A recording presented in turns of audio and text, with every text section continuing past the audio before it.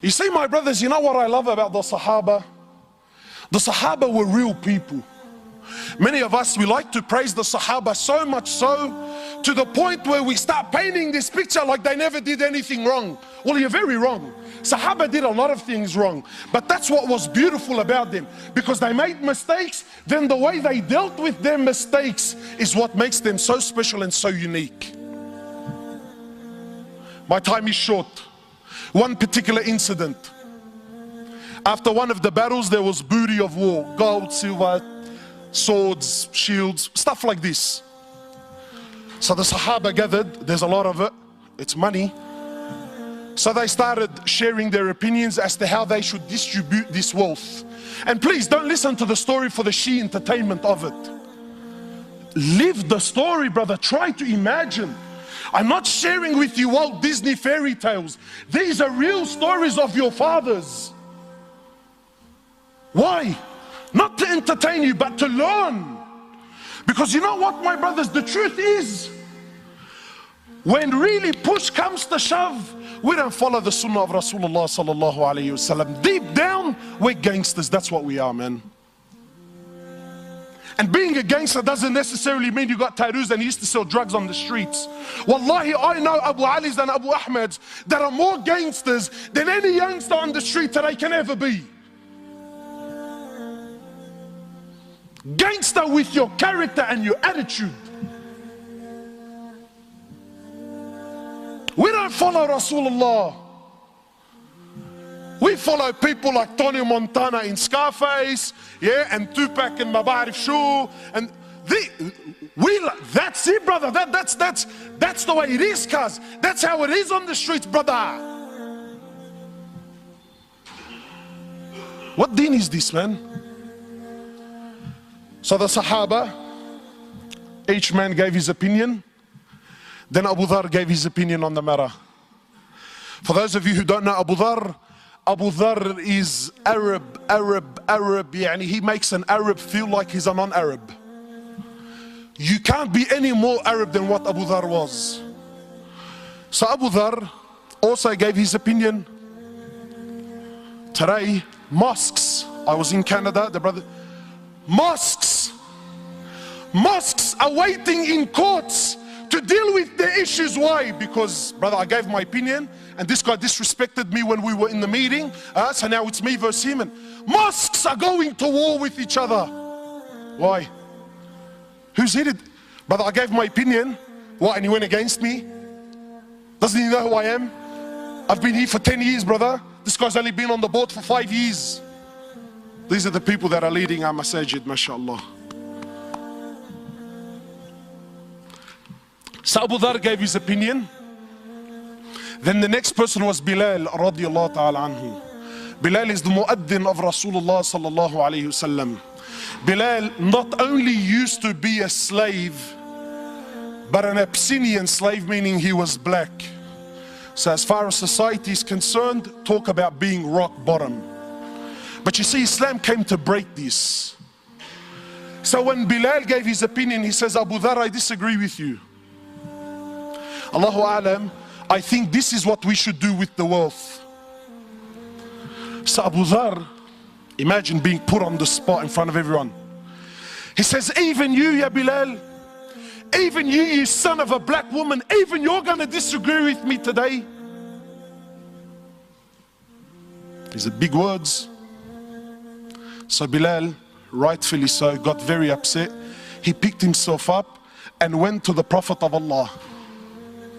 Now I want to pause here for a minute because I want to prove my point that we don't follow the sunnah of Rasulullah sallallahu alaihi wasallam. We follow the sunnah of who? Sheikh Tony Montana, mashallah, and Maulana Tupac. When we hear the story of the Sahaba, we exclude our life and our societies, well, because it's different times. My brothers, I want to ask you sincerely, and I want you to answer sincerely. This act that Bilal did by picking himself up and going to the Prophet of Allah to complain, what is this act called in this day and age that we live in today?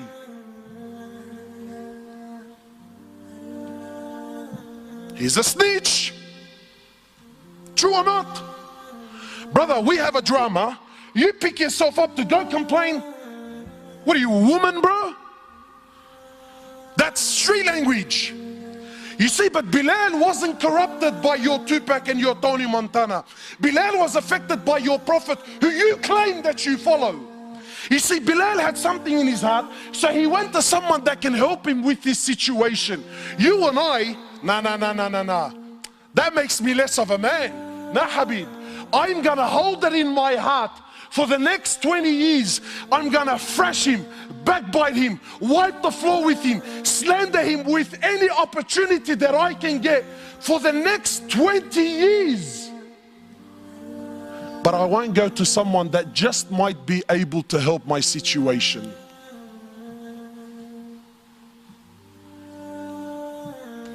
So Bilal goes, he tells the Prophet of Allah. The Prophet of Allah became furious. So the Prophet of Allah, he comes, he goes to where Abu Dharr was, and he grabs Abu Dharr he grabs Abu Dharr. Talk about bridging up. This right now was bridging up. And he grabs Abu Dharr and shakes him and says, Abu Dharr, you are a man that still has jahiliyyah in his heart.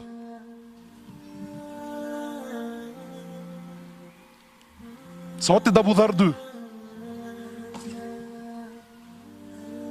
That little Aqday, is that what he said? Eid al-Quran, that's not what I said. Allah, wallahi, I didn't mean it like that, bro.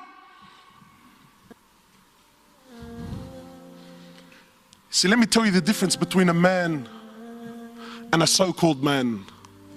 A real man is a man when he acknowledges that he really was in the wrong, he admits that he's in the wrong. So Abu Dharr lowers his head. He understands that he hurt his brother. He understands he upset his prophet. So how did he deal with the situation? Did he stop praying at that masjid so that I don't see Bilal? Because that's how we deal with our issues, isn't it? Did he? Abu Dharr radiallahu ta'ala anhu, after acknowledging that he's in the wrong, he picks himself up. He goes into the streets of Medina looking for Bilal radiallahu ta'ala anhu. Then when he sees and he finds Bilal, he goes to Bilal publicly. Leave this with me, publicly, in front of everyone.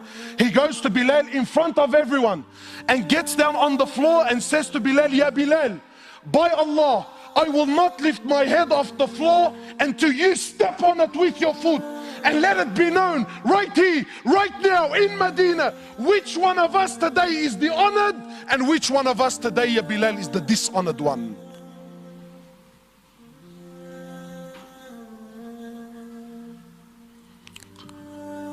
Come on, man, how come I haven't heard this story before, bro? So what did Bilal do? He's vulnerable, he's on the floor, he acknowledged, I told you, bro, I told you I was in the right. What did he do? Wallahi, an opportunity that most of us would love to have with those that hurt us. You see, real forgiveness is to forgive from your heart sincerely, whether you can do something about it or you can't. You see, there are many of us who have issues and dramas with other people, and we paint on the outside that, nah, brother, wallahi, man, I forgive him for the sake of Allah. You little kazzab, you little spinner. The only reason that you claim that you forgive him is not because you really forgive him. The truth is you can't do anything to this guy anyway. So really, by default, by the fact that I physically can't do anything, I disguise my weakness with what? Nah, wallahi, bro, I forgive him for the sake of Allah. But deep down in your heart,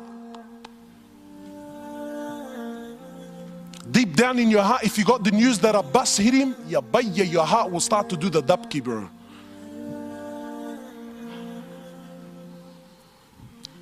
So some brothers tell me, you know, cuz, listen, wallahi, bro, wallah, you know, I forgive him. Wallahi, I forgive him. But I don't forget, cuz. Wow, mashallah, really? You forgive, but you don't forget? Well, I got news for you, bro. If you forgive but don't forget, you didn't forgive to begin with. You see, this topic is not as juicy as what you first thought, eh? Why? Because it's hard on the nafs. Because this is real deen. This is real deen. So what did Bilal do? Bilal gets down on his hands and knees. He kisses Abu Dharr on the forehead. He says, Abu Dharr, are you serious? I forgive you for the sake of Allah. Done, finished, dusted, never to be spoken about again. Not drag it on for 10, 15 years. Not forget the fact that hours before this, they were both on the same battlefield, fighting for the same Lord. See, we don't have this in our societies anymore, man. Why? Because today weakness is seen as what? Forgiveness is seen as what? But that's weakness, brother. La Habib. That's a real man.